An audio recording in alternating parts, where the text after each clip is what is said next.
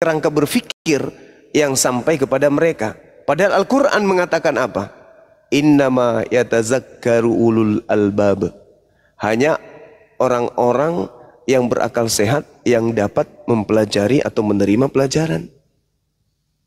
Jadi kalau orang yang tidak berakal sehat cuman mengimani saja, EGP, yang penting nikmati hidup, bisa makan apa saja, bisa minum apa saja, dijanji masuk surga, udah selesai. Ngapain ribet-ribet? Harus sujud, puasa, jangan makan ini, jangan makan ini. Ngapain?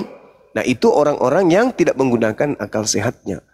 Makanya ketika ada orang mengajarkan kebenaran, sulit bagi mereka yang tidak menggunakan akal untuk menelaah itu. Karena kenapa? Mereka menuhankan hawa nafsu mereka. Hawa nafsu mereka yang membuat mereka itu kemudian cenderung kepada kebinasaan.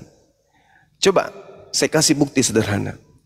Seorang pastor, seorang pendeta, ketika berdiskusi ringan dengan mereka, lantas kita mencoba untuk mengajak orang-orang ini, pendeta-pendeta pastor ini menggunakan akal sehat dengan pendekatan Bible. Apa yang mereka kemudian katakan? Maaf, aku lagi di luar. Maaf, itu tertulis di mana? Maaf, itu adanya di mana? Kok bisa Anda lebih tahu daripada saya? Jangan comot dalil. Jangan Anda menafsirkan bebas. Tapi giliran dia yang disuruh menjelaskan, apa katanya? Itu tertulis di mana? Padahal dia sudah sampai level tertinggi. Apa itu? Tidak ragu lagi mengibadahi, menyembah kepada sosok Yesus Kristus. Tapi ternyata dalil-dalil penguat agama, penguat prosesi keyakinan agamanya, ibadahnya, dia tidak tahu. Berarti dia cuma melakukan apa yang menjadi ritual nenek moyangnya terdahulu, bukan berdasarkan ilmu. Makanya ketika disampaikan mereka hanya modal percaya aja. Itu yang pertama. Yang kedua, coba lihat saudara-saudara, orang-orang Kristen kalau kita tanya tentang agamanya, tidak ada satupun di antara mereka yang melandaskan akal untuk menjawabnya. Catat itu, catat. Saya ulang, orang-orang Kristen apapun jabatannya di gereja, kalau ditanya tentang keyakinannya, mereka tidak menjadikan akal sebagai standarisasi untuk menjawab apa yang menjadi pertanyaan kita. Sebaliknya, kalau mereka bertanya tentang Islam, mereka menjadikan akal mereka sendiri sebagai pijakan untuk menelusuri supaya Islam itu terlihat jatuh dengan pertanyaan yang sangat kritis.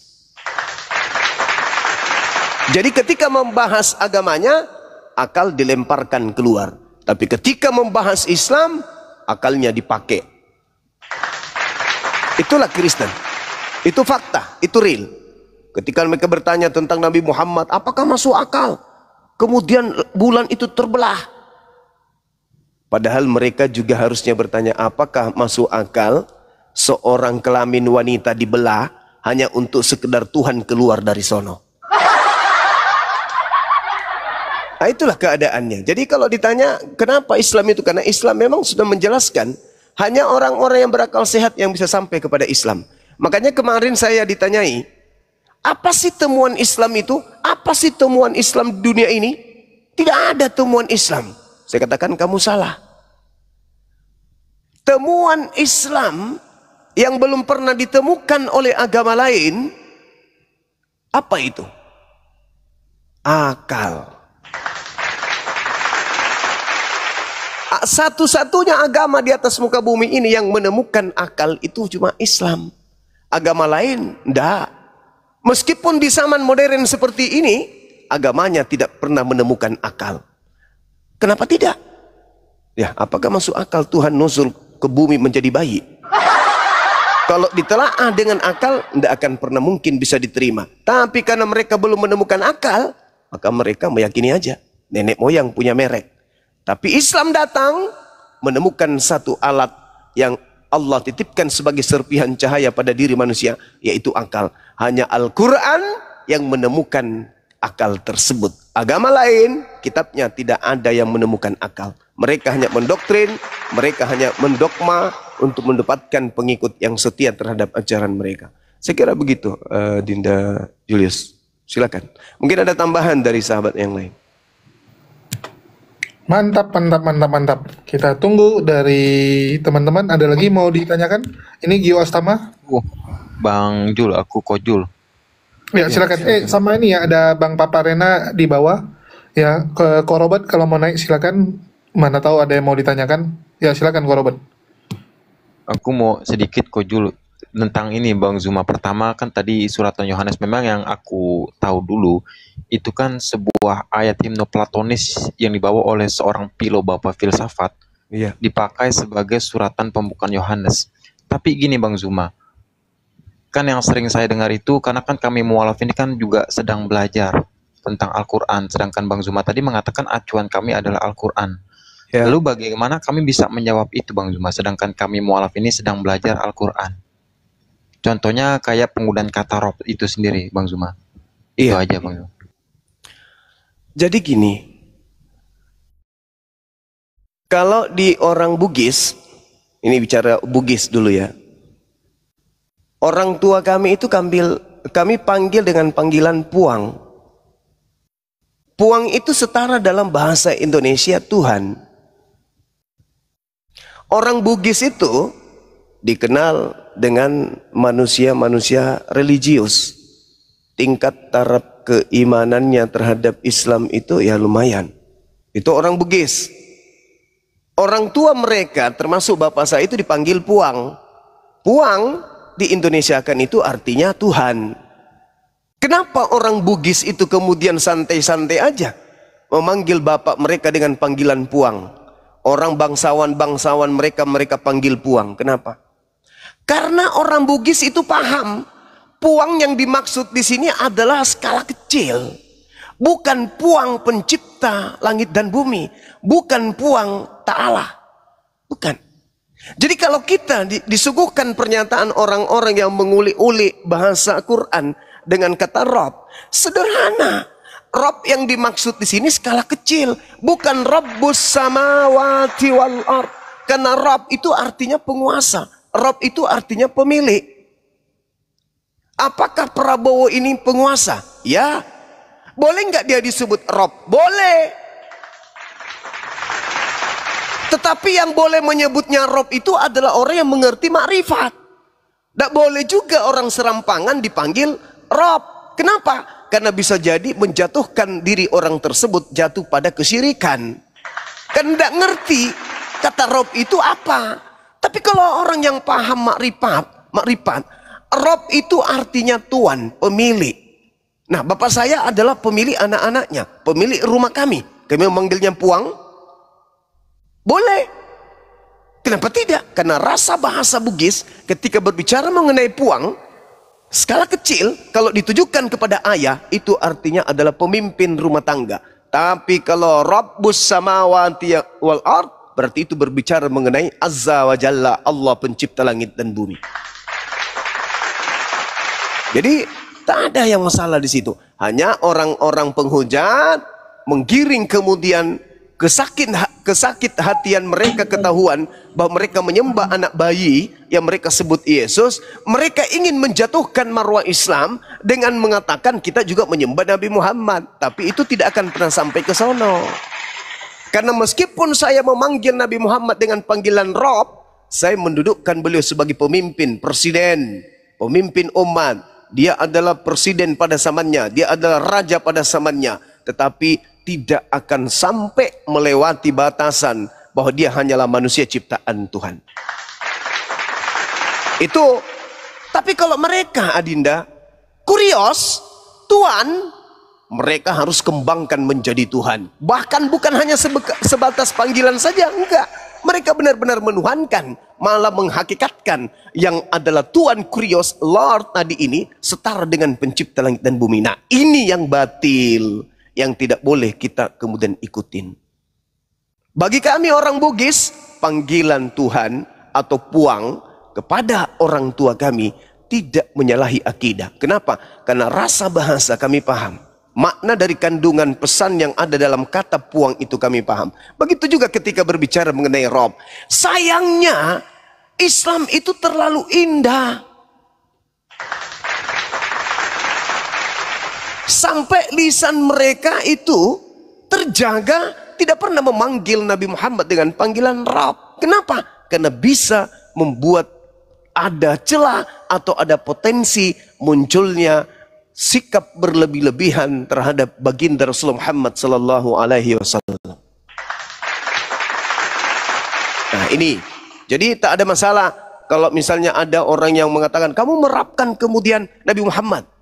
Rapkan di sini artinya mentuankan, memuliakan, mengakuinya sebagai pemilik, mengakuinya sebagai pemimpin, mengakuinya sebagai penguasa. Tak masalah. Tapi tidak akan pernah lepas dari kodratnya sebagai makhluk ciptaan. Dia bukan sang khalik. Demikian.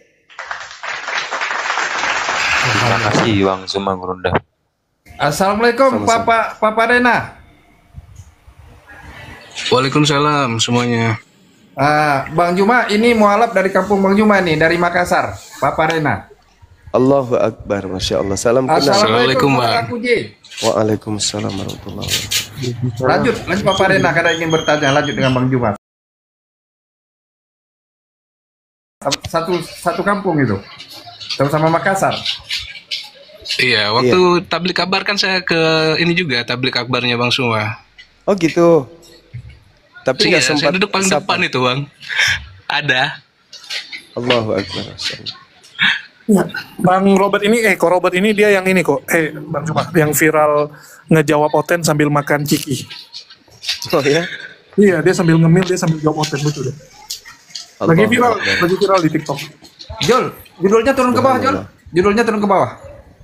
Oke, lanjut. Nggak masalah. Iya.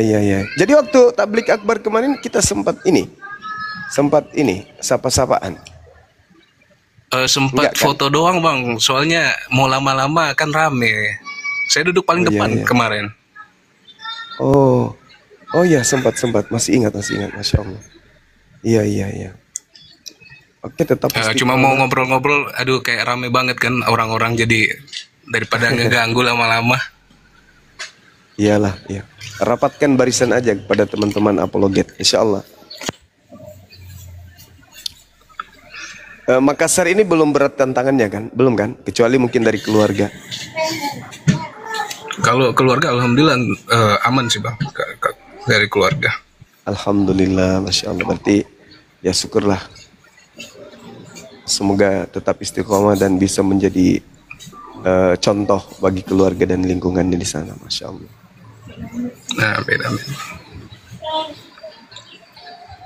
Oke, tamu Eri. Mungkin bisa buka kamera, Agama apa? saudara Papa Rena. Nah, buka kamera Bisa, satu. Eri, selamat siang. Agama apa? Eri. Oh iya, ingat. Saya turunkan Masya ya. Allah, ingat. Iya, ingat. Masya Allah. Ya, jadi kita ada dua mu'alaf ini yang kelihatannya agak kuat. Antum dan juga Al-KTP. Masya Allah. Luar biasa. Oh iya.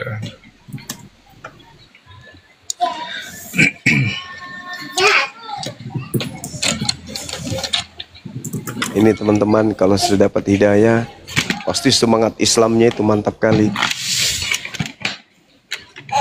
Berapi-api itu kalau benar-benar kolop hidayahnya itu berapi-api, semangat Islamnya itu. Ya. Jadi kok Robert ini kerennya dia bikin salam baru Bang, salam puluh-puluh.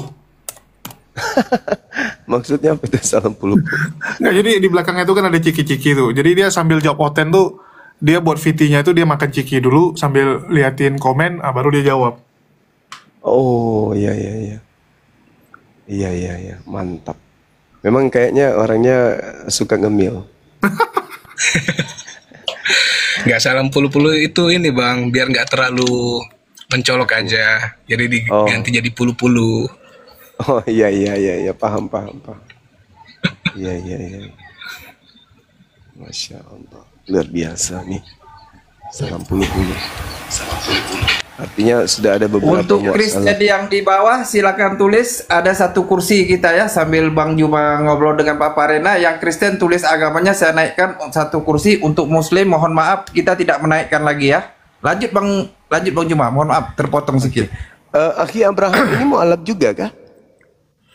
Ya dulu saya nggak mengenal Tuhan, nggak mengenal Masya Allah. agama lah gitu ya. Ini Kemudian mualaf semua berarti. saya berpikir begitu ya. Jadi saya ini boleh berbeda dikit kali ya. Masalah Rob tadi. Iya, silakan. Ya, Rob itu kan memang artinya ya seperti yang dijelaskan Bang Suma, oke semua. Cuman kadang kita ini masih memberikan celah kepada orang-orang di luar Islam untuk menyatakan bahwa Rasulullah SAW itu sebagai Rob. Padahal jawabannya adalah, adakah dalil yang mansus terkait dengan Nabi Muhammad SAW sebagai Rob? Karena arkanul Islam yang pertama sangat jelas gitu loh. Antasyhada alla ilaha illallah wa anna Muhammadar Rasulullah. Jadi wa anna Muhammadar Rasulullah itu sudah menafikan segala gelar apapun untuk pribadi beliau SAW. Sehingga ketika digiring sebagaimana Aedis dan sebagainya itu ya nggak masuk gitu loh. Meskipun Rob itu artinya bisa menjadi pemimpin, penguasa, pembina, murabbi, itu kan dari kata Rob. Nah, Rob itu ketika disematkan ya dalam isim ma'rifat atau al-ta'rif, itu sudah jelas ke siapa. Kalau kita belajar bahasa Arab, berarti kalau sudah ada isim ma'rifat, al-ta'rif, itu berarti Allah Subhanahu wa taala. Misalkan alhamdulillahi rabbil alamin.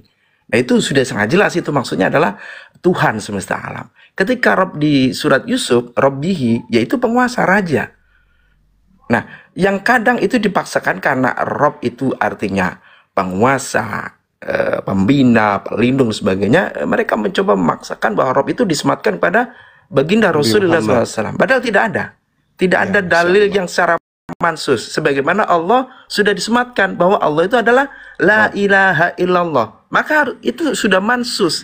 Nah, Rasulullah SAW itu pun harus mansus ketika memang ada kata Rob. Dan tidak ada selama saya mempelajari, membaca, mendengar, itu nggak ada dalil yang mansus terkait dengan Nabi Muhammad SAW itu disematkan sebagai Rob. Itu, wallahu a'lam bishawab. Afan ya, Bang Zuma. Iya, betul. Sepakat kita. Sepakat, itulah yang betul. Jadi tak ada gelar kepada Nabi Muhammad itu yang bisa disematkan ke beliau terkait dengan kata Rob ini. Memang nggak ada. Sama sekali nggak ada. Maksud saya tadi itu, kalau Edis melakukan framing, itu kita nggak usah goyah. Oh, selama ini kita menuhankan. Enggak ada sama sekali. Kalau dia pun memaksakan seperti itu kehendak dia, itu maunya dia. Karena iri, cemburu, karena kita menemukan dia menyembah kepada anak orang. Nah, dia mau menggiring umat Islam, melemahkan akidah umat Islam. Ya mending saya masuk ke Kristen aja. Karena ternyata Nabi Muhammad juga itu ternyata Tuhan. Nah, itu maksudnya dia tuh. Jadi saya katakan kepada saudara, ungkapan-ungkapan seperti itu, ya jangan diambil hati. Itu santai aja. Orang Bugis manggil bapaknya Puang, itu biasa aja. Kenapa? Karena tidak menyematkan kepada pencipta langit dan bumi. Meskipun katanya sama. Jadi tidak usah goyah. Karena tidak ada, benar yang dikatakan Akhi Abraham, tidak ada dalil Al-Quran maupun hadits yang kemudian menyematkan gelar Rob itu kepada baginda Rasulullah Muhammad SAW. Begitu sahabat-sahabat. Makasih Akhi Abraham. Masya Allah. Afan. Barakallahu fiik Bang Zuma. Jay mau tanya nih Gurunda. Siap. Jadi gini, Jay kan kadang emang sering buka Komal. Kalau untuk diskusi kadang bareng sama Akhi Ferry, sama Ustadz Tahta kayak gitu kan. Nah, di situ saya kadang kan cuman sholawat kayak gitu ajanya, ngaji gitu. Nah, ada tuh pertanyaan dari Kristen tuh kayak gini. Nah, mengapa sholat di agama Islam itu, kenapa itu harus pakai bahasa Arab kan? Apakah Allah itu cuma paham bahasa Arab ajanya? Apakah nggak paham bahasa Indonesia atau kayak mana? Karena terus terang, kalau saya sholat meskipun belum hafal ya, terutama tahiyat akhir itu tetap pakai bahasa Arab. Meskipun harus pakai buku di depan catatan. Cuman kalau berdoa memang ku akuin aku pakai bahasa Indonesia. Itu kayak mana itu, Gurunda? Iya. Yang pertama, Karena perintahnya itu kita harus mengikut Nabi Muhammad dalam sholat. Sallu kama ra'aitumuni usolli. Sholatlah kalian. Bukan perintahnya makanlah kalian sebagaimana kalian melihat aku makan. Enggak. Atau berdoalah kalian sebagaimana kalian melihat aku berdoa. Enggak. Atau berinfaklah kalian. Enggak. Tapi sholat. Artinya pekerjaan niat, pekerjaan lisan, dan juga jasad. Apa yang dilisankan oleh Nabi Muhammad ketika beliau sholat? Bahasa apa yang digunakan? Itu yang kita pakai. Karena kita harus mencontoh kepada beliau. Itu yang pertama. Ada hikmah di balik itu semua. Kenapa ada hikmah di balik itu semua? Kalau kita menggunakan bahasa Indonesia itu rasanya, kandungannya mengalami pergeseran di beberapa tempat dan di beberapa keadaan. Contoh, ini sering kali saya sampaikan bahasa Indonesia itu ya. Ketika berbicara mengenai kereta itu bahasa Indonesia. Motor juga itu bahasa yang digunakan dalam kaidah bahasa kita. Kalau orang Medan mengatakan motor, dia menyebutnya kereta. Kalau orang Makassar mengatakan kereta, itu berarti kendaraan yang panjang menggunakan rel. Nah, kalau orang Indonesia sholat menggunakan bahasa Indonesia, 10 tahun, 50 tahun, 100 tahun ke depan, makna daripada sholat itu akan jauh dari hakikat apa itu sholat. Tapi kalau mereka masih menggunakan original teksnya, maka sholatnya orang Islam itu tidak akan keluar dari kaidah yang sesungguhnya. Tetap akan khusyuk mereka. Itu yang pasti tuh. Jadi yang ketiga, sholat itu memang perintah, hukumnya wajib. Sebagaimana Rasulullah Muhammad SAW menerima perintah sholat, dan seperti apa Rasulullah Muhammad SAW melaksanakan sholat, wajib hukumnya kita mengikuti beliau. Jangan kemudian sholat menggunakan bahasa daerah. Gimana kalau misalnya imam pakai bahasa Indonesia? Awe puang. Terus yang lainnya orang Jawa, yang lainnya orang Madura, yang lainnya orang Cina jadi makmum. Apa mereka akan paham? Maka kita akan mengalami keadaan sama seperti agama lain. Contoh ya, Pak Bom Anda suruh ke Jepang. Di Indonesia dia boleh sakti, mengaku-ngaku pendeta, mengaku pastor. Begitu dia ke Jepang, pendeta di sana kemudian berkhotbah menggunakan bahasa sana, dia tak ubahnya seperti ayam yang habis minum bodrek satu papan. Apa gunanya kalau seperti itu? Apa gunanya kalau saya kayak gitu? Tapi kalau kita nih, kita ke Jepang, kita ke Amerika, kemanapun di belahan dunia ini, ketika kita menjadi makmum, kita paham imam sedang membacakan apa. Begitu juga ketika kita yang menjadi imam, makmum kita akan paham apa yang sedang kita ucapkan. Makanya Islam itu tidak boleh hanya sebatas terjemah saja. Harus paham kemudian makna. Tidak boleh hanya paham, hanya mengerti bahasa Qur'annya saja. Harus ngerti minimal kandungan daripada ayat yang dibaca. Supaya kualitas ibadah kita itu benar-benar maksimal. Jadi sebagai seorang mu'alaf bukan hanya mendengarkan bacaan toh, meskipun itu sudah dibolehkan, tapi semakin hari semakin kudu belajar kandungan dari bacaan imam atau bacaan yang kita sedang baca pada saat kita ibadah. Jadi kita ibadah itu pertama, sholat itu perintah, itu tuntunan dan wajib bagi kita mengikuti Nabi Muhammad. Yang kedua, bahasa terindah itu adalah bahasa Quran. Dan kita bisa khusyuk di dalam sholat. Saya pernah bercerita nih, ada seorang guru, bukan guru sih, ada seorang warga di samping pondok saya, yang ketika sholat subuh itu selalu kemudian menjadi imam, meskipun tak diperintahkan, dan meskipun kemudian sudah ada imam tetap di masjid kami. Tapi entah apa motivasinya, selalu saja dia menjadi imam pada saat subuh. Sementara kami anak-anak santri ini, kalau subuh hari itu kan begadang belajar sampai jam 1, kadang jam 2 kalau ada hafalan. Belum juga jam 5 kami harus bangun minimal 4:30 subuh. Begitu imamnya udah sholatnya kayak begitu jadi imam, mohon maaf, ini pelajaran. Maka banyak yang kemudian tertidur, tumbang di masjid itu, anak-anak SMP, masih kecil-kecil yang baru belajar, kemudian ikut di pondok, tidur dalam keadaan sholat, tumbang. Akhirnya anak-anak yang lain terganggu, pada tertawa ketika ada yang jatuh dalam saat berdiri. Bagaimana enggak? Konyol orang jadi imam, bacaannya seperti itu adanya. Idza waqa'atil waqi'ah laisa liwaqatiha qasibah. Ini sudah subuh hari nih. Subuh loh. Kita dipimpin bacaan seperti itu. Maka bukan orang husuk, malah orang mau lari. Makanya kalau kita baca Quran diperindah bacaan itu. Supaya kita yang sholat juga bisa meneteskan air mata, yang mendengarkan di belakang juga sama. Seperti itu adanya. Jadi Islam memang harus menggunakan bahasa Quran pada saat mereka ibadah. Dan jangan Anda berpikir pertanyaan itu untuk menjatuhkan, bukan. Pertanyaan yang terlontar dari mulut mereka itu adalah buah dari iri, sirik melihat indahnya agama Islam dalam hal ibadah. Itu. Karena mereka cemburu, karena mereka iri, dengki terhadap tata cara ibadah umat Islam yang sedunia bacaannya sama. Nah, itu membuat mereka iri.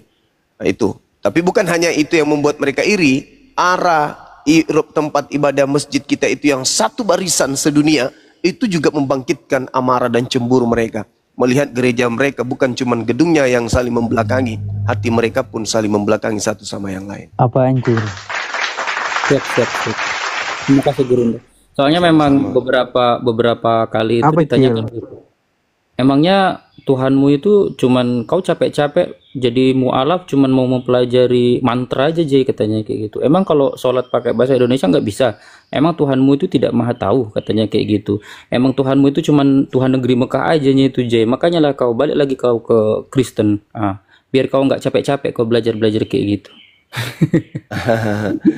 Jadi itu sekali lagi saya katakan bahwa itu karena iri, itu karena cemburu terhadap Islam. Karena mereka satu sama yang lain tidak kemudian tidak satu komando mereka itu. Mereka di setiap negara beda-beda. Nah, kalau mengenai bahasa, apakah kemudian Allah Subhanahu wa taala itu cuma satu bahasa? Allah itu Maha tahu. Allah itu Maha tahu, Allah itu Maha mendengar. Al-Quran Ar-Rum ayat 22, Allah Subhanahu wa taala adalah pencipta seluruh bahasa. Itu dalilnya. Ya, kita hanya karena mengikuti kesempurnaan Islam aja maka kita menggunakan bahasa Arab.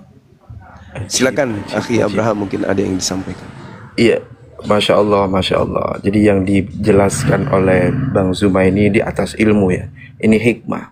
Jadi hikmah daripada kenapa sholat itu menggunakan bahasa Arab. Ini adalah hikmah. Yang mana nanti bahasa itu adalah budaya yang bisa berubah-ubah.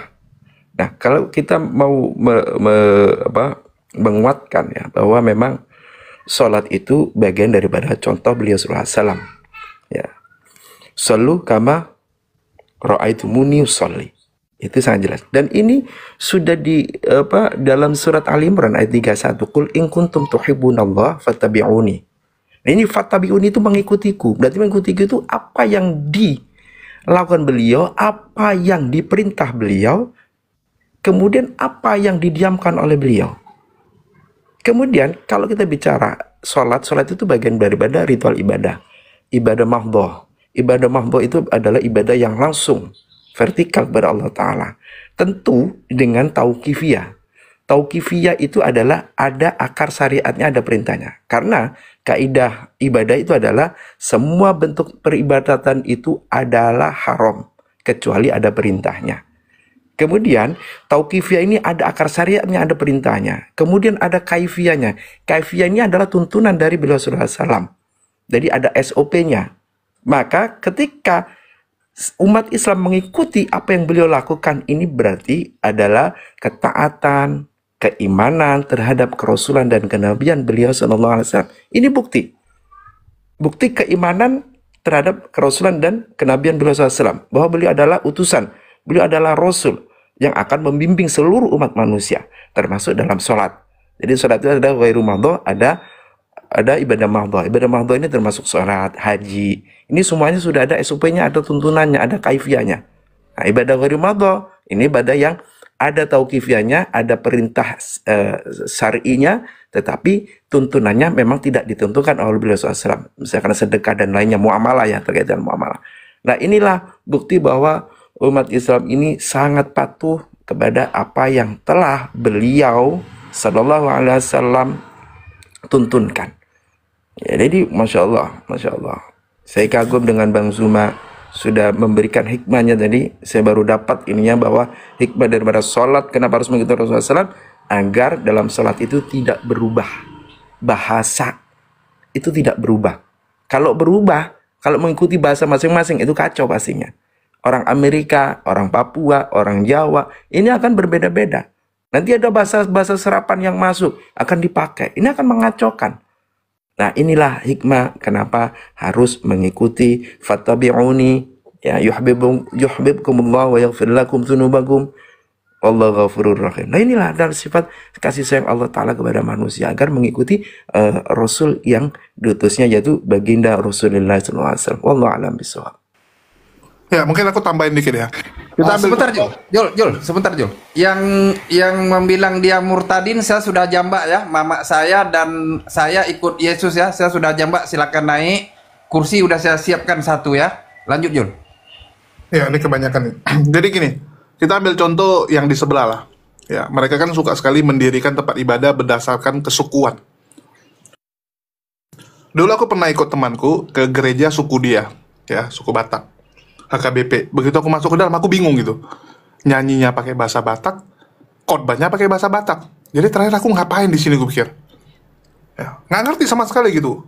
Jangankan khotbahnya, nyanyiannya aja nggak ngerti ya gue gitu. Ya, karena udah yang versi mereka gitu. Ya udahlah, diam aja gitu kan. Nah, inilah yang membuat kalau yang sebelah ini kan terkotak-kotak ya. Bahkan ada pendeta di Papua itu yang ngamuk-ngamuk gitu. Dia bilang ini orang-orang ini ngerusak gitu. Datang bukannya memenuhi gereja yang ada, tapi malah dirikan gereja masing-masing gitu kan. Membuat rusak kebudayaan kita di sini gitu. Nah, itulah kalau bahasanya masing-masing dalam beribadah kepada Tuhan ya. Jadi kita ambil apa yang terjadi di sebelah sebagai hikmah di agama kita. Lanjut Bang. Ya, ini kebanyakan kita.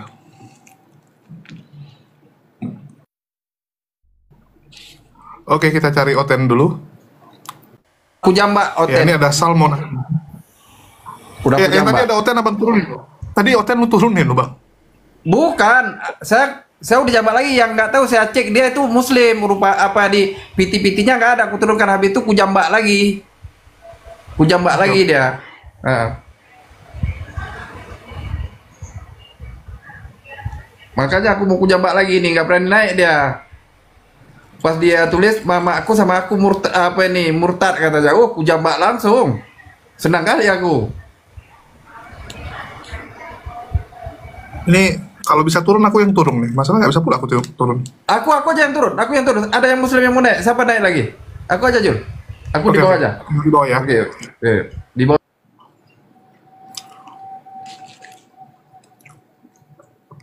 Ya, banyak kali soalnya Muslim minta naik nih teman-teman. Ya, mungkin Sal ada yang mau disampaikan sebelumnya. Assalamualaikum.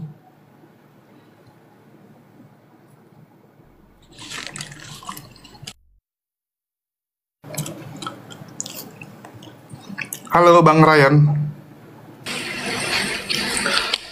Halo Bang Ryan, dari Islam Kristen? Islam Bang. Ya, Waalaikumsalam warahmatullahi wabarakatuh. Ya, ada yang mau disampaikan Bang? Ya cuma ada saran buat Bang Jai itu Bang. Oke. Apa? Sering-sering nonton ini Ustadz Nababan itu loh, ceramahnya dia loh. Iya. Kan dia kan dari mualaf dia juga kan. Iya, Jadi kita kenal kalau kok, kita kenal dengan. Ya, enggak maksudnya nih Bang Jai, buat Bang Jai nih. Mungkin dia agak kenal tuh Bang. Ya, terima kasih Bang. Terima kasih. Siap. Iya, iya. Jadi dia kan mualaf juga. Dari enaknya itu mualaf belajarnya dari yang mualaf juga lah gitu. Dia tuh perjalanannya gimana gitu Bang. Kalau Oke, mungkin siap. tanyanya ke muslim mungkin terlalu dalam gitu lah Bang. Nanti banyak yang nggak paham. Abangnya masih nyampe di mana gitu.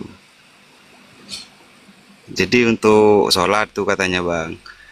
Jadi abangnya tuh mau sholat di mana aja, Amerika di mana ya tinggal masuk masjid sudah bacanya sama gitu Bang. Nah kalau sebelah itu kan katanya ya kalau di Amerika dia harus daftar ini ya, nggak jadi ibadah dia gitu. Dan banyak lagi lah Bang.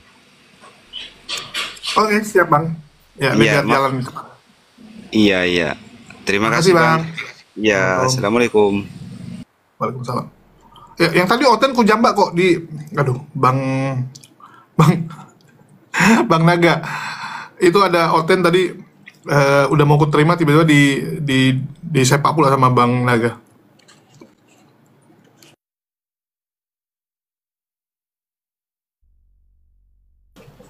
Ya, teman-teman ada yang mau nanya lagi mungkin dari Korobat atau Ferry? Boleh kok Jul? Ya, silakan. Iya, mau nanya ini sih, memang kan pada dasarnya kan kami Kristen, tapi kami kan nggak mempelajari kristologi secara mendalam Bang Zuma. Jadi memang banyak dari teman-teman Kristen sendiri selalu mengkaitkan tentang Tritunggal itu dengan Kejadian 1 Bang Zuma. Dari Yohanes 1 ke Kejadian 1. Hanya minta penjelasan itu aja sih Bang Zuma. Gimana dek? Gimana? Sorry. Saya lagi tonton ini konten-kontennya Akhi Papa Reno. Ya, gimana? Iya.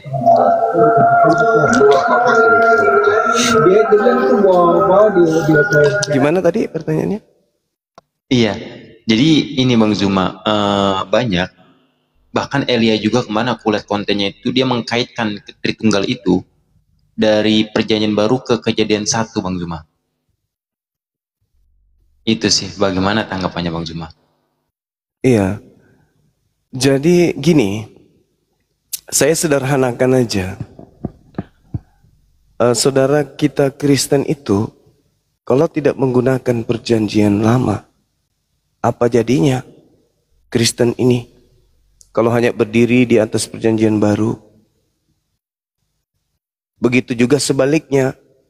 Kalau mereka berdiri di atas perjanjian lama, tanpa ada suplai kepercayaan dari perjanjian baru, apa jadinya mereka sementara mereka bukan Bani Israel. Jadi trik yang digunakan untuk mempertahankan keberadaan kekristenan ini, mereka harus mengambil data dari kitabnya orang Yahudi biar tidak murni bersumber dari hasil konsili terkait dengan Kristen. Mereka harus mengambil data dari kitabnya orang Yahudi. Dalam arti kata terjemahan ya, sebenarnya itu sudah bukan kitabnya orang Yahudi sih. Karena itu sudah mengalami koreksi, evolusi, kemudian revisi, dan seterusnya. Mulai dari abad keempat sebelum Masehi, sampai kepada abad keempat disatukannya antara terjemahan dari Septuaginta ke dalam bahasa mereka ini dengan perjanjian baru itu. Jadi orang Kristen kalau mau menjelaskan tentang Tuhan mereka, tidak akan mungkin berdiri sendiri menggunakan Bible perjanjian baru. Mereka harus mengambil dari terjemahan dari kitabnya orang Yahudi. Karena memang ada upaya terjemahan perjanjian lama itu diupayakan bisa mewarnai perjanjian baru. Makanya coba orang-orang Yahudi yang paham tentang kitab Tanak mereka, ketika diperhadapkan dengan perjanjian lama yang dimiliki oleh saudara Kristen, mereka akan ngakak. Kenapa? Karena mereka paham bahwa perjanjian lama itu terlalu jauh keluar daripada kaidah kandungan kitabnya orang Yahudi yang mereka sebut kitab Tanak tuh. Jadi kita orang Indonesia ini juga jangan terkesima, jangan bisa diperdaya ketika mereka mengatakan Yesus itu Tuhan, sebagaimana dalam perjanjian lama. Jangan menjadikan kita, oh ini kitabnya orang Yahudi. Bukan sama sekali. Itu bukan kitabnya orang Yahudi itu. Tapi terjemahan dari abad keempat yang kemudian mereka revisi, sehingga kemudian duduk rangkulan dengan kitab kanonik dan surah-surah Paulus. Dibuat sedemikian supaya mereka melihat dua kitab ini itu rangkulan. Padahal sejatinya kalau hanya mendudukkan Yesusnya dalam kaidah bertuhan, maka Yesus mengajarkan dengan terang benderang Tuhan itu adalah hakikat pencipta langit dan bumi yang bukan dirinya. Dan dirinya oleh Yesus dia jelaskan bukan pencipta itu yang menjadi manusia. Sederhana itu. Jadi kalau mereka menggunakan kemudian teori bahwa Yesus itu adalah Tuhan itu sendiri, sebagaimana yang ada di dalam kitab Kejadian. Ingat, Kejadian 1 itu tidak hanya bercerita tentang 3 hal di sana. Di situ ada air, di situ ada samudra. Kenapa tidak diikutkan itu?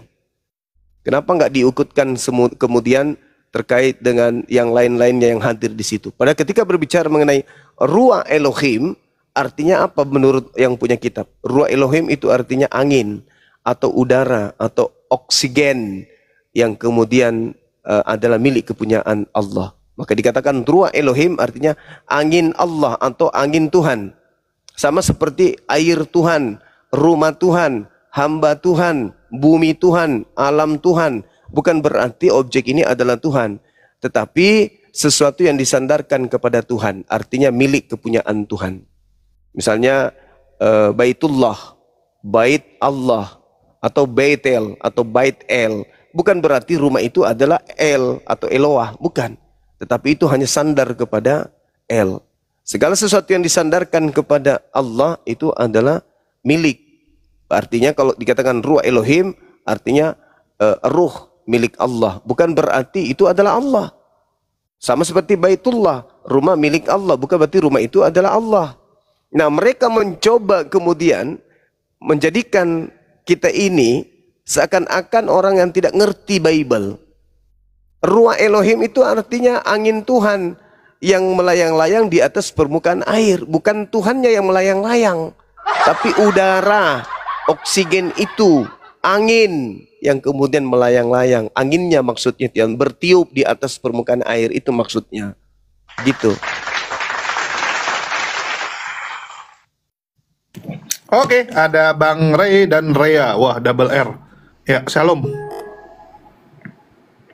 Halo, siapa mau duluan? Ray? Yuk. Ya, ada yang mau disampaikan? Silakan Bang Ray. Sama siapa ini mau disampaikan? Iya, mau nanya atau mau apa gitu, mau joget boleh juga. Boleh joget? Boleh, silakan. Ah, nanti Bang Juma nggak terima. Lah, kenapa nggak terima? Kan memang beribadah kalian joget. Harus Iya. hargai itu. Iya, kok tahu? Ya tahu lah Bang, viral kok. Oh, pernah Kristen? Pernah Kristen. Berarti pas kamu Kristen ibadahmu joget-joget? Iya, ada jogetnya Bang, salto-salto lagi. Pantas kamu pindah kalau kayak gitu.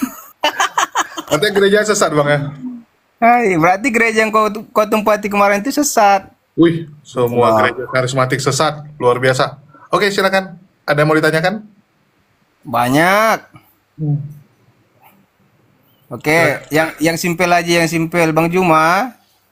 Iya. Nah, aku mau tanya nih. Pendeta kan ada sekolahnya, makanya dia Iya. menjadi pendeta. Jadi ustadz itu siapa yang ngangkat dia jadi ustadz? Hah? Ustadz Ustadz itu artinya apa? Tadi saya kan kurumnya si Tahta, saya tanya dia Ustadz Tahta katanya. Yang mengangkat jadi Ustadz Tahta siapa? Nggak bisa jawab. Coba. Ya, Ustadz itu kan apa? Guru, orang yang ngajar. Iya, yang angkat dia gelarnya di Ustadz itu siapa? Ya muridnya lah. Oh, muridnya. Bang, tadi di komalku kau Bang. Sudah Iya, dijawab. itu aku bilang. Ustadz Tata nggak bisa jawab tadi, kan muter-muter kan? Sudah dijawab tadi. Fitnah ya, Coba. kejam. Apa Udah coba saya dijawabnya? Sebagai Apa, seorang coba dijawab. pemilik komal, saya harus jawab nih. Tadi di komal saya Anda, dan sudah dijawab itu. Iya, coba apa dijawabnya, kalau ada jawabannya, coba apa dibilangnya? J, coba apa dibilangnya? Apa, Kalau ada siapapun yang jawaban. mengajar itu kalau dalam ranah Islam bisa dipanggil ustadz. Memang kenapa? Itu Meskipun dia penghargaan. masih anak kecil gitu. Ya kalau dia ngajar, Iya, biarpun anak kecil dia udah bisa dipanggil kalau ustaz. dia ngajar, Iya, kalaupun dia masih ini kalau dia SD lah. pendidik bisa, kenapa tidak? Berarti tidak ada Kenapa? batas usia. Kenapa, saudara? Kenapa Anda heran ketika ada manusia dipanggil Iya, ustadz, ya. sedangkan ustadz itu adalah Gini, gelar Bang kepada Cuma, manusia. Tapi gini, ada manusia kau gelari Tuhan, Oke, kamu bentar, gak heran? bentar, gini. Kenapa saya menanyakan itu? Karena ada yang mualaf, baru mualaf seminggu 2 minggu udah jadi ustadz gitu. Kok bisa? Ya kalau dia dapat hidayah, belum dapat ilmu, kenapa Iya, tidak? hidayah dari mana? Masa baru agama masuk pindah agama ke Islam udah jadi ustadz? Iya suka-suka mereka lah. Ada Jadi juga orang yang pertanyaan itu. sudah usianya 70 tahun lebih nggak dipanggil ustadz di Islam. Apa masalahnya? Iya, kan jadi pertanyaan itu. Masa 2 minggu baru mualaf udah jadi Iya, ada juga. gitu loh. Ya, Ada itu- juga teman saya baru mualaf sebulan oleh keluarganya dipanggil ustadz. Ada anak didik saya ya, seorang dokter ahli bedah jantung. Baru sebulan ketika dipanggil sama keluarganya dipanggil ustadz. Meskipun itu tujuannya untuk memperolok-olok, tapi memang pantaslah dia dipanggil ustadz sama mereka. Kenapa? Karena keluarganya belajar tentang Tuhan dari siswa saya. Berarti jadi ustadz itu tidak ada batas usia. Tunggu. Aku mau kasih nampak sesuatu nih. Bang Jadi Ray, Bang ribut Ray. masalah ustadz. Iya. Cuma berarti gelar. tidak ada batas usia jadi ustadznya. Iya. Iya. Ray, ini gitu. apa nih, Ray? Tunggu, ada lagu. Jangan. Kita lihat jogetnya aja ya. Oh, manusia aja kau Tuhan kan, kok gelari Tuhan gimana sih? Ini joget nggak Bang Ray? Nggak, ini joget nggak Bang Ray? Buat lagunya lah berdengar kita. Jangan, orang ada yang live di YouTube. Musiknya buat dari lagunya saya aja. lah. Nah.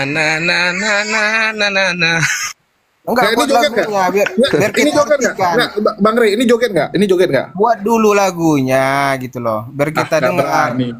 Nggak Biar berani. kita dengar, entah dia lagu apa kita nggak dengar kan? Iya, ini joget nggak? Aku lagu itu nggak ada hubungan dengan gerakan. Joget itu Kita gerakan. nggak tahu dia joget atau senam atau nari atau gimana karena lewat lagunya kita nggak tahu apa lagunya.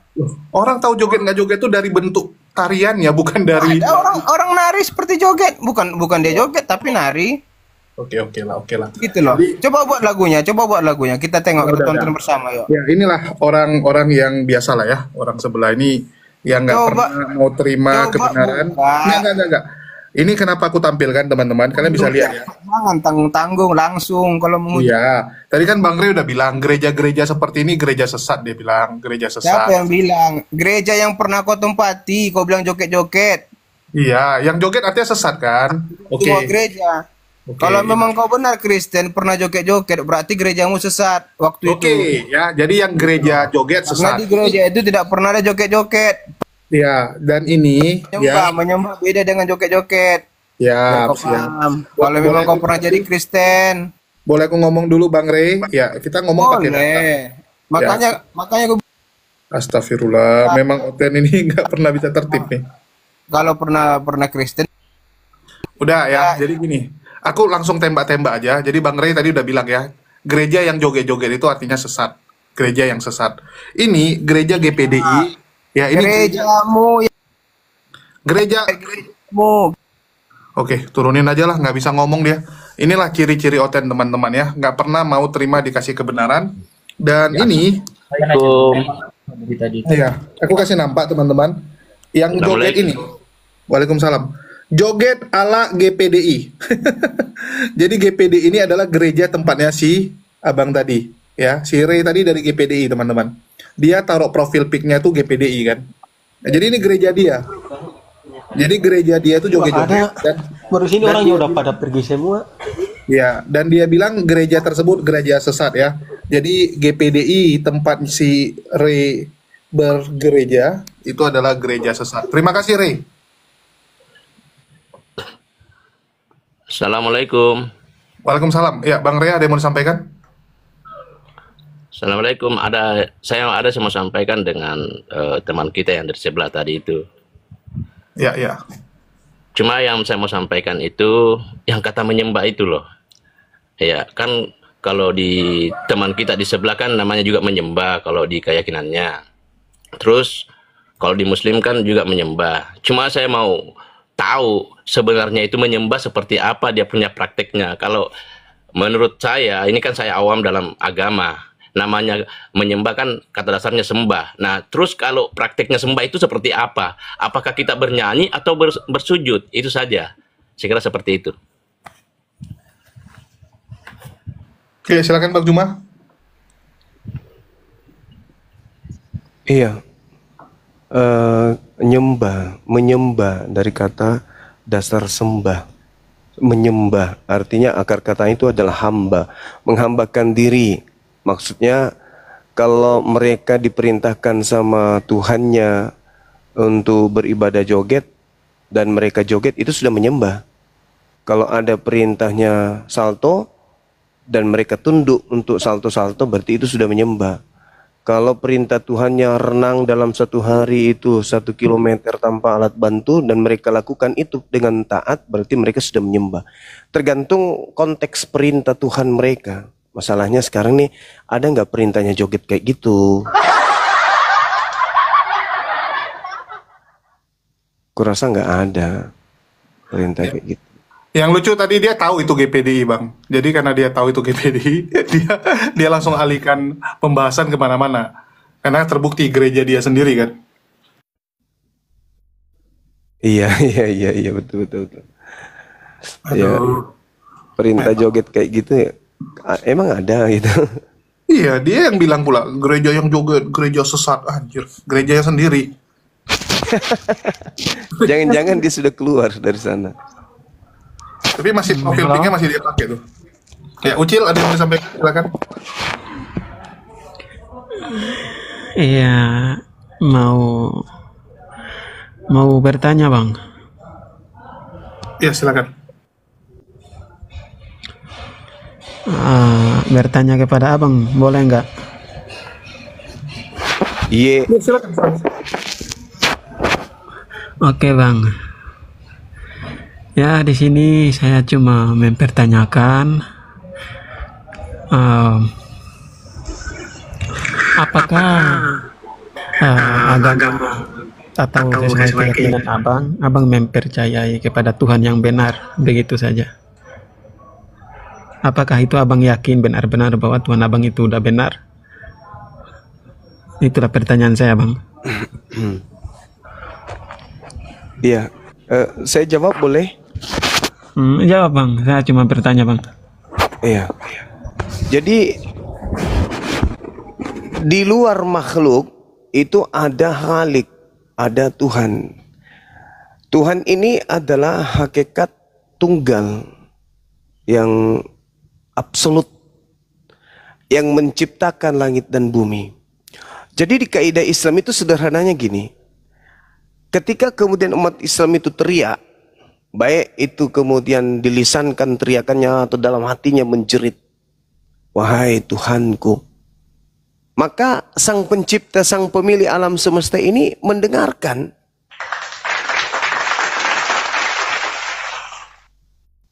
Umat Islam itu tahu itu.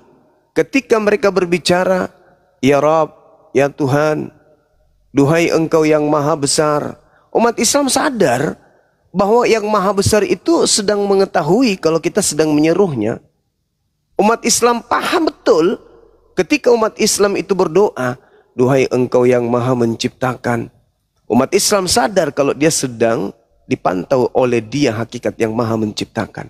Tanpa umat Islam itu harus tahu wujudnya. Berbeda dengan agama pagan. Ketika mereka menyembah, memanggil Tuhannya, maka kalau dia membayangkan Tuhannya pada masa bayi, maka yang muncul dalam benaknya adalah manusia dalam bentuk bayi. Kalau Tuhannya itu sudah mulai menua, menggunakan tongkat, maka yang muncul kemudian dalam benaknya adalah memanggil kepada manusia yang sedang bertongkat. Kalau Islam tidak begitu. Makanya dalam Al-Quran itu diterangkan apa? Sanurihim ayatina fil afaqa wa fi anfusihim hatta yatabayyana lahum annahul haqqa. Umat Islam mengenal pencipta langit dan bumi karena Tuhan pencipta langit dan bumi telah menciptakan. Jadi dengan Tuhan menciptakan alam semesta, Tuhan sedang menyatakan bahwa Tuhan itu nyata. Maka bagi umat Islam, tidak perlu ada Tuhan turun ke bumi, tidak perlu ada gambarnya, tidak perlu ada patungnya. Kenapa? Tuhan itu maha mendengar, Tuhan itu maha melihat, sampai isi hati pun diketahui, bisikan hati pun diketahui. Jadi umat Islam itu tidak perlu kemudian ke masjid mencari Tuhan. Ke gereja, tidak seperti agama lain, ke gereja melihat Tuhannya, atau keluar dari kamar untuk melihat fotonya Tuhannya di ruang tamu. Ada apa jatuh di depan ruang tamu? Jangan-jangan patung Tuhan kita. Islam tidak kenal yang kayak itu pagan. Di Islam itu cukup berdiam, angkat tangan, Allahu Akbar. Duhai engkau pencipta langit dan bumi yang maha besar. Mendengar enggak sang pencipta itu? Mendengar. Nah ini Islam itu begitu. Jadi ketika mereka dimanapun berada melihat ke atas Tuhan, melihat ke bawah Tuhan, melihat ke atas Tuhan, melihat ke bawah Tuhan, sekiri kanan Tuhan, semua yang ada hanya kebesaran Tuhan. Makanya umat Islam itu asyhadu alla ilaha illallah. Aku bersaksi tiada Tuhan selain Allah. Kenapa? Ada alam semesta ini, ada diri saya ini. Bukti bahwa Tuhan itu ada meskipun dia bukan makhluk. Kalau yang bisa divisualisasikan, bisa dimediasikan, bisa kemudian digambarkan, dilukiskan, itu bukan Tuhan, itu makhluk. Makanya di Al-Quran itu, Annallahu Sami, sesungguhnya Allah itu maha mendengar, alim, maha mengetahui. Kalau ada kemudian sembahan, ngintip, merangkak, berjalan ke depan hanya untuk sekedar mengetahui ini musim buah ara atau bukan, itu bukan Tuhan. Itu manusia alias makhluk. Tidak pantas untuk dituhankan. Kenapa? Karena dia makhluk. Sedangkan sang Khalik tidak serupa dengan makhluk, maka dia tidak bisa diwujudkan. Lalu diapakan? Diibadahi aja. Caranya gimana? Yakini dengan sepenuh hati kalau hakikat pencipta melihat kita, mendengarkan kita, mengetahui apa yang ada dalam bisikan setiap manusia. Yakinkan itu. Maka selesai urusan kita dengan Tuhan. Untuk mencari hakikat Tuhan. Nah, kalau ada orang mencari-cari Tuhan, Tuhan itu mana ya? Oh, jangan-jangan dia lagi main bola di sana. Oh, itu Tuhan lagi di gurun, ngapain? Cari jubahnya, katanya jatuh. Entah siapa yang ngambilnya. Itu bukan Tuhan. Buktikan aja. Pasti makhluk itu masih bertuhan. Betul, Yesus ketika di atas bumi sibuk bertuhan kepada hakikat yang tak nampak oleh kasat mata manusia. Begitu saudara. Jadi kalau di Islam itu bukan Tuhannya kayak kalian. Tuhan kalian harus dibesarin. Anakku sayang, cepatlah besar. Bukan kayak gitu di Islam. Begitu saudara Ucil. Jadi dimanapun kami ada, di situ Tuhan kami berada. Karena kenapa? Pencipta langit dan bumi itu meliputi segala aspek.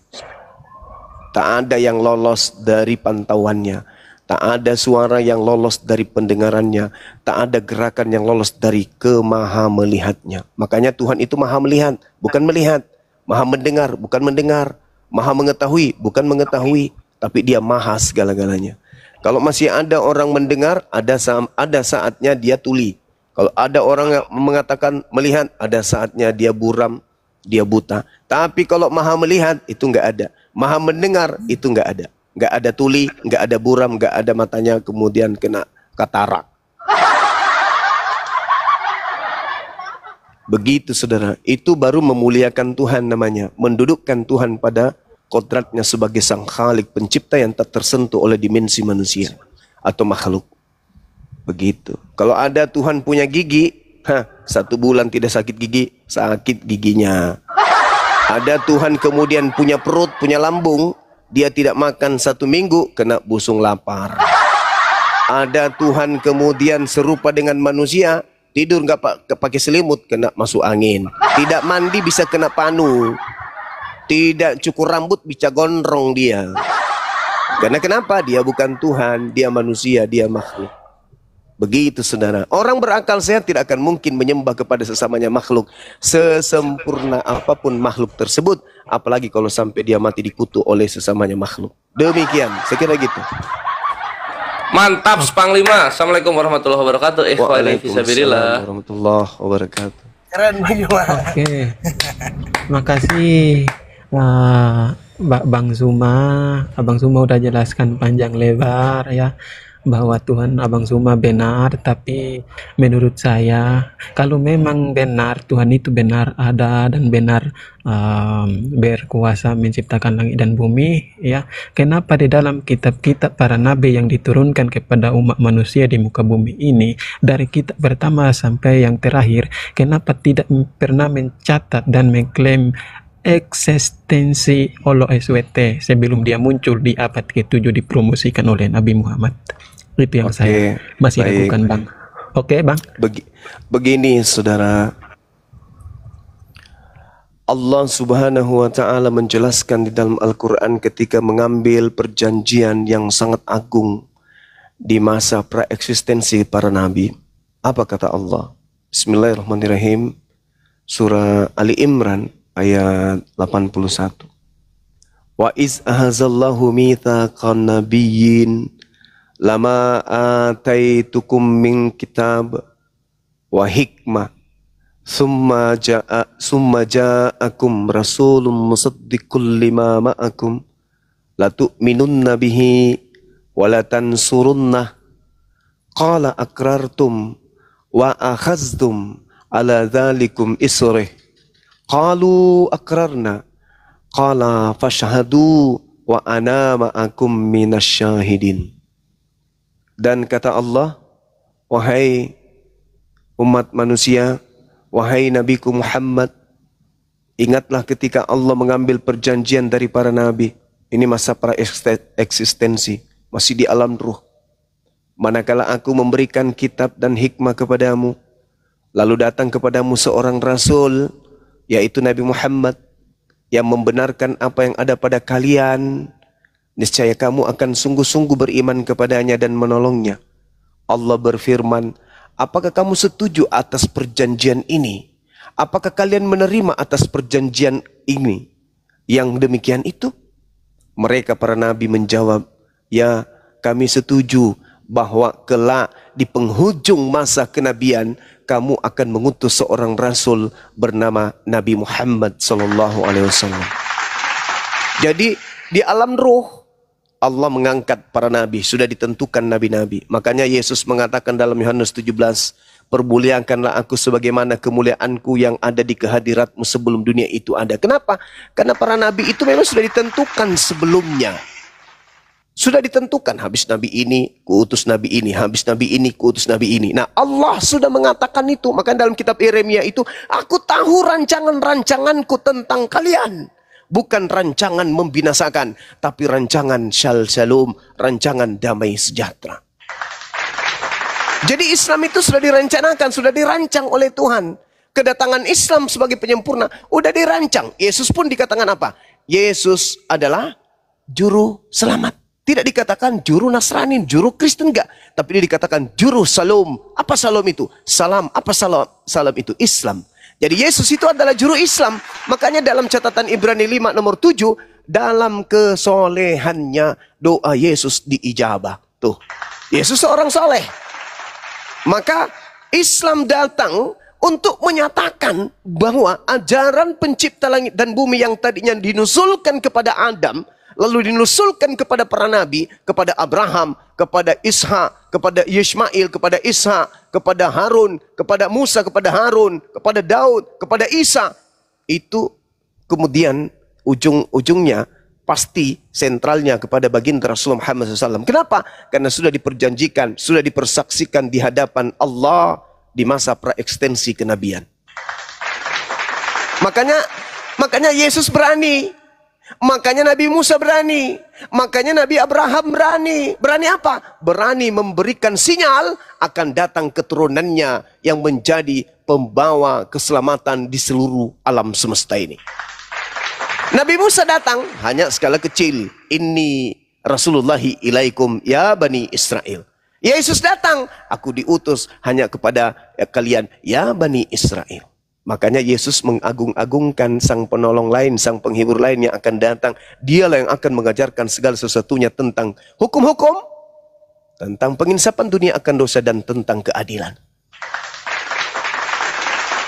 Makanya dalam kitab saudara, bukan di perjanjian lama, di perjanjian baru, Kisah Para Rasul 3, nomor 22-23. Bukankah di dalam kitab Tauratmu dikatakan oleh Elohim bahwa Elohim akan mengutus seorang nabi yang sama seperti Nabi Musa? Dan di data nomor 23-nya dikatakan begini. Dan akan terjadi. Harus, karena itu sudah ditekankan. Dan akan terjadi. Titik 2. Siapapun yang tidak mendengarkan nabi yang sama seperti Nabi Musa ini akan dilenyapkan, akan dibasmi dari umat kita. Siapa nabi setelah Musa, setelah Yesus yang datang, yang kerjanya membasmi segala kejahiliaan di atas muka bumi ini, yang melululantakkan kemudian hukum-hukum jahiliyah di atas muka bumi ini? Di dalam Ulangan 33 nomor 2 dikatakan, dia terbit dari Faran, di tangan kanannya ada api yang menyala-nyala. Dia datang dengan membawa 10.000 orang suci, orang kudus. Siapa yang membawa orang kudus dari Madinah melumpuhkan Mekah? Atau Anda ingin mengatakan, oh itu adalah Yesus. Di mana Yesus pernah melumpuhkan suatu wilayah dengan menggunakan pasukan orang suci, orang-orang bersunat? Tak ada. Nabi Musa? Tak ada. Harun? Tak ada. Daud? Tak ada. Hezekia? Tak ada. Yehuda? Enggak ada. Itu hanya digenapi oleh baginda Rasulullah Muhammad sallallahu alaihi wasallam. Di tangan kanannya ada api yang menyala-nyala. Apa maksudnya nyala api itu? Itu adalah tiang api yang akan menghanguskan segala hukum-hukum jahiliyah yang ada di depannya. Dia bakar habis, dia babat habis semua hukum-hukum yang ada di dalamnya dan yang ada di depannya, dan yang hanya tegak la ilaha illallah Muhammadar Rasulullah. Jadi kalau Anda mengatakan kenapa baru diperkenalkan? Ya iyalah, Yesus berkata di dalam Yohanes 16, apa kata beliau? Masih banyak yang ingin aku ajarkan kepadamu, wahai Bani Israel, tetapi sayangnya kamu belum sanggup untuk menanggungnya. Tapi apabila dia datang, yaitu roh kebenaran yang kuminta kepada Bapa, dialah yang akan mengajarkan segala sesuatu tentang 1. Hukum-hukum, 2. Keadilan, 3. Penginsapan dunia akan dosa. Aku mau mengajarkan ente, tapi meskipun tak ajarin, kalian tidak sanggup untuk menanggungnya. Sedangkan saya mengajarkan aku ini Mesias utusan Tuhan aja kalian tolak. Apalagi kalau saya ngajarin kalian berhaji. Apalagi kalau saya sudah ngajarkan kalian wajib 5 kali sehari kalian ke masjid untuk ibadah.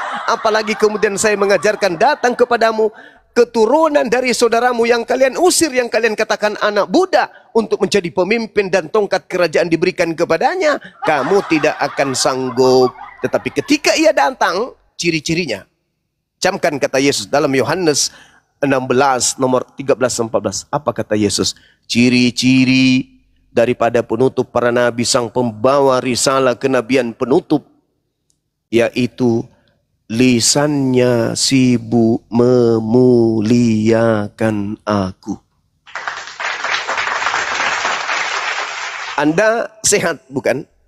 Ketika Yesus mengatakan roh kebenaran ketika datang, dia akan memuliakan aku. Tengok, agama mana yang memuliakan Yesus dan agama mana yang kemudian penuh dengan roh jahat yang lisannya selalu menghujat, menista, merendahkan, memfitnah Yesus? Apakah Islam? Islam menolak keras kalau dikatakan Yesus itu mati terkutuk. Islam menolak keras kalau Yesus itu ditampar, diludahin, diseret, ditelanjangi, digantung, ditombak dan dibunuh. Islam tolak keras. Islam lisannya penuh dengan berita kebenaran. Yesus tidak disalib, Yesus tidak dibunuh, melainkan yang disalib itu adalah orang yang dikutuk oleh Elohim. Siapa yang marah, siapa yang murka dengan pernyataan dan sikap imannya umat Islam ini? Orang Kristen. Orang Kristen keluar tanduknya kalau dikatakan Yesus tidak disalib. Benar kan? Maunya orang Kristen, Yesus disalib, Yesus ditonjok, Yesus diludahin, Yesus dibunuh, Yesus ditombak, Yesus, pokoknya Yesus yang paling hina. Bahkan mereka diajarkan dan digiring untuk percaya manusia yang mati terkutuk untuk menanggung dosa pemerkosaan, pembunuhan, penipuan, pencabulan dan seterusnya. Itu semuanya ditanggungkan di pundak Yesus. Kehinaan apalagi yang Yesus tidak berikan, yang Kristen tidak berikan kepada Yesus? Tidak ada lagi. Semua dosa-dosa yang dilakukan oleh para pelaku maksiat, curi ayam, curi kambing, semuanya menjadi bebas dari hukuman. Kenapa? Karena curi kambing, memperkosa ibu kandung, memperkosa anak sendiri, itu tidak ditanggungkan kepada pelakunya, tetapi dilemparkan kepada pundak Yesus. Penghinaan apalagi yang kurang terhadap Yesus ini dari Kristen. Sedangkan Yesus mengatakan, ketika roh kebenaran itu datang, dia akan memuliakan aku. Subhanallah. Kami hanya menemukan dari orang-orang Islam lisan mereka terjaga untuk memuliakan Yesus, bahkan menyebutnya alaihi salam. Kalau Kristen, siapa yang mati dikutuk di atas tiang salib? Yesus paman.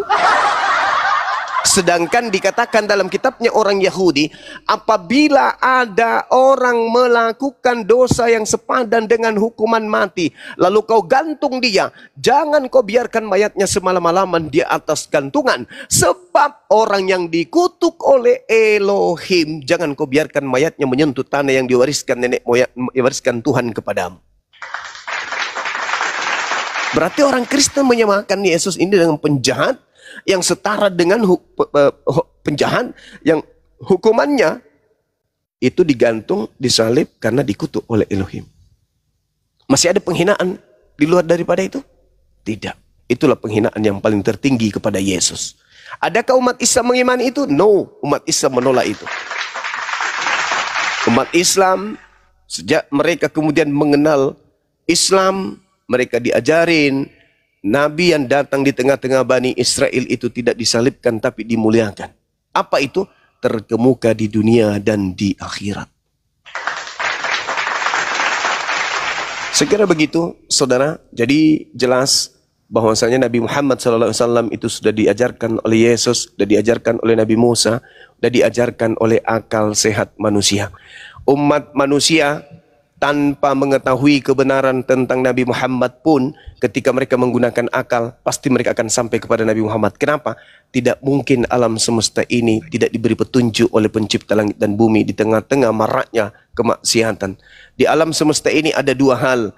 Yang pertama maksiat dan kebenaran. Ini sejalan, seiring sejalan. Pasti ada penuntunnya. Maka akal sehat kita akan mengajak kita untuk berpikir. Kumpulkan seluruh buku-buku yang dianggap suci oleh setiap agama, pelajari. Kumpulkan semua tokoh-tokoh yang diajarkan oleh setiap agama, kenali. Maka Anda akan sampai kepada dinul Islam. Saya kira begitu sahabat. Saya izin sejenak, saya ibadah dulu, nanti dilanjut oleh guru-guru saya yang ada di sini. Terima kasih. Siap Gurunda, mantap sekali penjelasannya. Ucil udah mau syahadat? Gini bang, saya mau syahadat, tapi tadi kan saya bertanya ya, eksistensi Allah SWT itu sebelum dia muncul di abad ke-7 itu eksistensinya apa? Sebab pencipta langit dan bumi itu ada sebelum abad ke-7, sebelum apa yang dijadikan di muka bumi ini, dia yang menjadikan, maka dia itu ada sebelum apa yang ada. Makanya kalau Yesus berkata, aku ada sebelum dunia ini ada, itu kan Bang, izin bang, kenapa suaranya makin kecil bang? Setelah mendengar pencerahan dari Bang Juma, suaranya makin kecil, kayak orang tergoyang gitu, terguncang gitu bang. Dia agak keras dikit bang. Gentleman bang, kalau anda memang benar dalam keinginan abang bang. Yesus ada begitu, karena jadi ada seimbang. Ini kayak seperti maling habis ketangkap bang, suara anda. Jadi saya tadi mohon maaf, saya habis lewat situ, saya lihat ayam, saya ambil kayak gitu loh. Jangan seperti itu bang, terguncang aja kayak orang terguncang. Silakan bang, agak kencang dikit bang, karena banyak yang menyimak di bawah. Silakan. Ini mualaf satu nih ya. Oke, silakan Jo. Dengar suara saya enggak bang? Dengar suara saya bang? Ya. Nah, ya, gini lebih gede bagus. Ya, dengar bang, bagaimana Nah, bagaimana abang tadi bilang mau syahadat? Aku saja tadi mempertanyakan bagaimana atau di mana eksistensi Tuhan Abang sebelum dia muncul di abad ke-7 itu eksistensinya di mana? Karena pencipta langit dan bumi itu ada sebelum dunia dan langit diciptakan. Ya, bagaimana mungkin pencipta yang benar yang menciptakan bumi dan langit itu muncul di abad ke-7? Lalu yang menciptakan bumi dan langit itu dia muncul di abad ke-7, lalu abad sebelumnya itu siapa yang menciptakan dunia? Maka kesimpulannya itu yang benar adalah dia yang ada sebelum abad pertama dan sebelum dunia dijadikan. Contoh seperti Yesus Muhammad, dia mengatakan bahwa aku ada sebelum dunia ini ada. Itu maksudnya eksistensi yang benarnya itu gitu yang saya pertanyakan. Kemudian tadi mengenai nabi-nabi, ya, semua nabi dia itu dari Israel, bangsa Israel, yaitu dari keturunan Daud, ya, Abraham, Daud dan Ishak, bukan dari Ismail, ya. Kok kita harus kembali kepada nabi-nabi? Kemungkinan besar tidak ada nabi dari Arab, ya. Kalau dari Arab berarti mungkin tidak sesuai dengan kitab-kitab para nabi yang terdahulu. Begitu saja, Bang. Ya, Ucil, ini Gurunda lagi sholat ya, nanti Gurunda masuk lagi. Posisinya gini, Cil, kalau misalnya dibilang di mana eksistensi, eksistensi Allah Subhanahu Wa Taala itu dari dulu sudah ada, gitu kan? Tapi Allah memperkenalkan dirinya ketika manusia baru diciptakan, baru manusia kenal dengan Allah, gitu. Karena manusianya kan baru ada, nggak duluan ada atau barengan adanya, enggak gitu. Makanya di Nabi terakhir baru nama Tuhan itu beritahu gitu. Dulu orang-orang nggak tahu, orang-orang tuh nggak tahu nama Tuhan siapa. Contoh misalnya Persia kan lebih tua dari Yahudi ya. Persia nama Tuhannya Ahura Mazda. Kenal nggak Yahweh? Kenal nggak Yesus itu Ahura Mazda? Nggak. Setelah Persia nanti ada Hindu. Hindu siapa nama Tuhannya? Brahman. Kenal nggak Yahweh? Kenal nggak Yesus? Nggak. Nanti setelah Hindu ada Kanaan. Kanaan siapa nama Tuhannya? El kenal nggak Yahweh? Kenal nggak Yesus? Kalau Yesus enggak, kalau Yahweh kenal si El ini. Karena Yahweh itu dewa perangnya El, waktu di zaman Kanaan, kan gitu. Nah, lalu kemudian nanti setelah Kanaan ada lagi Edom. Di Edom itu baru Yahweh naik jadi Tuhan gitu kan, atau YHWH ini. Dan dia digambarkan dengan Tuhan berkepala kerbau, kayak gitu. Itu ada di inskripsi Kuntilanak Ajrut gitu. Nah, Yahweh kenal nggak Yesus? Enggak. Lalu kemudian Yahweh ini pun diadopsi oleh Israel zaman itu menjadi Tuhan mereka. Kenal nggak Yesus? Enggak. Gitu kan? Nanti baru masuk ke Kristen ada Yesus ya. Tetap kenal nggak ini Tuhan-Tuhan terdahulu yang namanya beda-beda ini sama Yesus? Enggak juga. Jadi artinya apa? Semua bentuk Tuhan-Tuhan terdahulu itu adalah Tuhan-Tuhan palsu, Ucil.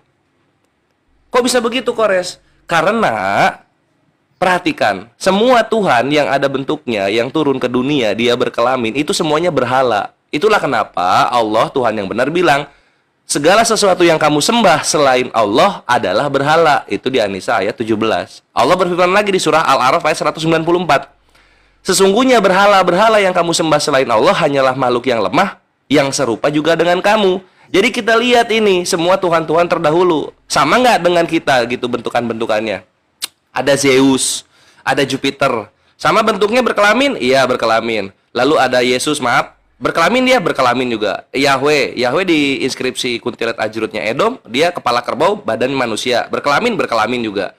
Lalu Ahura Mazda, berkelamin enggak, tapi dia bentuknya api, oke. Lalu kemudian ada Brahman juga. Kalau Brahman memang tidak terlihat, tapi dia manifestasi wujud menjadi 3, yaitu Trimurti, kayak gitu kan. Nah, ini juga enggak diperkenalkan oleh nabi-nabi, kayak gitu. Sehingga apa? Terbuktilah Islam itu Tuhan yang benar, eksistensinya nyata dan komit, gitu kan. Berbeda dengan Tuhan-Tuhan yang lain yang ujung-ujungnya menjiplak Islam. Menjiplaknya di mana, Kores? Lihat aja sekarang, apakah mereka kelihatan Tuhannya? Enggak, ya itu ngejiplak namanya. Katanya kelihatan, kok sekarang nggak kelihatan? Menjiplak Islam. Jadi yang dijiplak itulah Tuhan yang sesungguhnya, yang sebenar-benarnya gitu. Karena ujung-ujungnya yang dibilang eksis, sekarang tidak eksis, gitu. Terus yang kedua mengenai perkara nabi-nabi. Nah, kita balik lagi sekarang ke Persia nih, yang lebih tua dari Yahudi agamanya gitu. Dibilang katanya aku ada telah sebelum dunia ada. Kenapa Zoroaster nggak kenal Yesus dan Yahweh? Lebih tua ini Zoroaster, gitu kan? Berabad-abad sebelum Musa lahir Zoroaster udah ada. Bayangin itu. Jadi kalau dibilang nabi yang benar itu dari Israel, ini Persia nggak percaya. Kan kayak gitu. Itu satu. Belum nanti kalau kita ke agama-agama yang lain gitu kan, Hindu lah, agama Yunani, agama Roma gitu. Mana kenal nabi-nabi Israel kan gitu. Jadi yang mengenal nabi-nabi Israel itu hanyalah agama-agama yang memang jalurnya itu nanti akan ke Islam kan gitu. Terus kemudian kalau dibilang nabi-nabi hanya dari Israel, kenapa Bileam ini bisa ngobrol sama Tuhan? Bileam itu bukan orang Israel. Kalau dibilang nabi-nabi itu dari Israel, kenapa Ayub itu bisa ngobrol sama Tuhan? Ayub itu orang Edom itu, bukan orang Israel dia. Nah, inilah yang tidak diketahui oleh kawan-kawan Kristen gitu loh. Nabi-nabi itu ada yang di luar sebagaimana yang Yahudi imani. Jadi dalam iman Yahudi itu begini, dia bilang di Bereshit Rabah kalau nggak salah. Sebagaimana Tuhan membangkitkan nabi untuk orang Israel, maka Tuhan juga membangkitkan nabi-nabi untuk bangsa-bangsa di luar Israel. Kayak gitu dia bilang. Thank you, lanjut. Oke, gini, Bang Ucil. Ya. Jadi kalau Anda bertanya eksistensi, ya tadi sudah dijelaskan. Eksistensi Tuhan itu sudah ada sejak sebelum alam semesta ini ada, sudah ada. Yaitu adalah akal yang berpikir ya. Kemudian Islam ya yang dibawa oleh Nabi Muhammad SAW itu waqalu kunu hudan aw nasara tahtadu qul bal millata Ibrahim hanifa wa ma kana minal musyrikin. Anda lihat Al-Baqarah di ayat 135. Bahwasanya ya kalau kita bicara eksistensi yang namanya Tuhan, itu seharusnya akal berpikir bahwa sebelum ada semua ini ada, itu Tuhan pasti ada. Kalau dibilang nggak ada kapan di abad ke-7 ini salah. Karena Islam itu abad ke-7 yang hadir dengan Al-Qur'annya ya. Tapi ketika sejarah Muslim itu ada sejak nabi-nabi yang diciptakan pertama. Kemudian bahwasanya eksistensi tadi itu memang ukurannya adalah akal. Tapi ketika menyebut nama, baru ukurannya kitab. Karena Allah sendiri yang akan, Tuhan sendiri yang akan mengenalkan kepada manusia melalui utusan-utusannya. Bahwa Ibrahim alaihissalam itu sudah mengenal sebelum Islam Nabi Muhammad datang itu sudah mengenal Allah Ta'ala. Dan Nabi Muhammad ketika ditanya oleh orang-orang Nasrani dan Yahudi, ya itu mengatakan bahwa Nabi Muhammad mengikuti ajaran Nabi Ibrahim. Justru mereka lah yang tidak mengikuti ajaran Nabi Ibrahim, hanya mengklaim bahwa Ibrahim itu Yahudi, Ibrahim itu Nasrani. Maka anak Ibrahimu Yahudi ya wala Nasrani ya walakin kana hanifan musliman wa kana minal musyrikin. Ali Imran ayat 67. Nah, ini adalah eksistensi. Kalau Anda tanya eksistensi ya seperti itu. Ya sudah ada. Kalau Tuhan itu ada baru abad ke-7 ini salah. Kalau seperti itu cara berpikirnya, bagaimana mungkin ya kembali kepada misalkan ke Kristen. Tuhan itu ada baru terlahir di kota Daud. Nah itu sebelumnya bagaimana? Kalau eksistensinya ada di situ. Kalau kita bicara eksistensi itu sesuai dengan apa yang dilihat. Nah ini cara berpikir yang menurut saya salah ya. Ketika mengetahui eksistensi sesuatu itu tidak harus melihat dengan mata, tidak harus mendengar dengan telinga, tidak harus dengan panca indera. Ya salah satu ya. Tetapi akal kita itu dengan indera kita itu bisa menjangkau eksistensi zat yang memang dia adalah Tuhan yang hak. Ya harusnya seperti itu. Kalau menggunakan cara berpikir yang logis seperti itu Bang Ucil. Kalau dikembalikan Bang Ucil dengan pertanyaan tadi, ya kena dong. Masa Tuhan dilahirkan di kota Daud, terus sebelumnya dia lahir bagaimana? Nah ini kan nggak bisa dibuktikan secara empiris gitu. Tetapi dengan akal rasionalitas kita, iman itu bisa dijangkau bahwa eksistensi Tuhan itu memang ada. Karena tidak mungkin semua yang ada ini tidak ada yang mengadakan. Ini secara logika begitu Bang. Lanjut. Oke Bang, ya memang benar Abang, aku akui Bang bahwa Abang mengatakan tadi ya memang secara kata-kata kita bahwa Tuhan pencipta langit dan bumi itu memang ada sebelum dunia dijadikan ya. Tetapi maksudnya saya itu kalau di dalam kitab abang memang tidak ada dalil yang membuktikan bahwa Allah Aula SWT itu dia bereksistensi di abad pertama sampai abad ke-5, abad ke-6 ya, tetapi dia itu muncul di abad ke-7 setelah di Saya potong dulu, Bang Ucil. Eksistensi itu menurut Anda apa sih maksudnya eksistensi itu? Oke, baik ya. Ya kita ambil contoh aja ya, bereksistensi itu artinya contoh seperti Yesus ya. Di dalam kitab Injil ya, di dalam Bible ya mengatakan bahwa Yesus pernah mengatakan ya, aku ada sebelum dunia dijadikan. Itu artinya dia bereksistensi, artinya dia ada sebelum ada apa-apa, sebelum apa-apa dijadikan dia sudah ada duluan. Itu artinya bereksistensi diri sebelum sesuatu yang jadi, itu namanya eksistensi.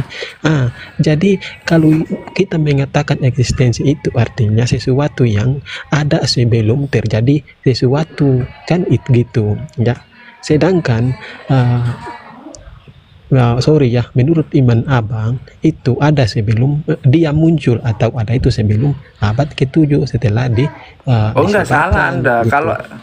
Kalau harusnya begini, harusnya imbang dong cara berpikirnya. Ketika Anda bicara eksistensi, bukan bicara bentuk wujud yang bisa dilihat, yang bisa dirasakan dengan kulit. Nah, itu bukan eksistensi. Kalau eksistensi itu keberadaan, Bang. Nah, ketika keberadaan, makanya saya katakan secara nalar, keberadaan Tuhan itu ya harusnya ada sebelum semua ini ada. Itu namanya Tuhan. Kalau Tuhan itu ada setelah alam ini ada, maka dia bukan Tuhan, dia hanya ciptaan. Sebagaimana misalkan Yesus itu dilahirkan. Nah, ini adalah jelas dia itu makhluk karena dia dilahirkan dari seorang wanita, dari manusia. Nah, kalau keberadaan, seharusnya kita berpikir keberadaan itu berarti eksistensi. Bukan dalam arti itu eksistensi itu bentuk ada nyata dilihat, enggak. Nah, kalau berpikir paganisme memang begitu. Tetapi ketika berpikir secara akal bahwa keberadaan itu ada sebelum semua ini ada, itu hak wajib, itu adalah Tuhan, Tuhan yang hak. Nah, kemudian ketika ingin memverifikasi secara akalnya tadi, ya, adakah kitab yang bisa merujuk ke sana, ke arah sana? Kalau nggak ada, ya kalau nggak ada berarti ini kitab ini adalah salah. Kalau kitab itu bisa merujuk ke arah sana, bahwa misalkan Tuhan itu harus berkuasa, dia harus ada sebelum semuanya ada. Tuhan itu harus tunggal, Tuhan itu tidak bergantung kepada siapapun. Tuhan ini tidak diciptakan oleh yang lain. Nah, itu baru Tuhan. Itu adalah keberadaan, Bang, tapi belum mendapatkan sebuah informasi siapa dia. Nah, ketika kita harus mengetahui, manusia ini mengetahui siapa dia, maka merujuk kitab-kitab yang ada. Adakah kitab yang tertulis mengajarkan ke arah yang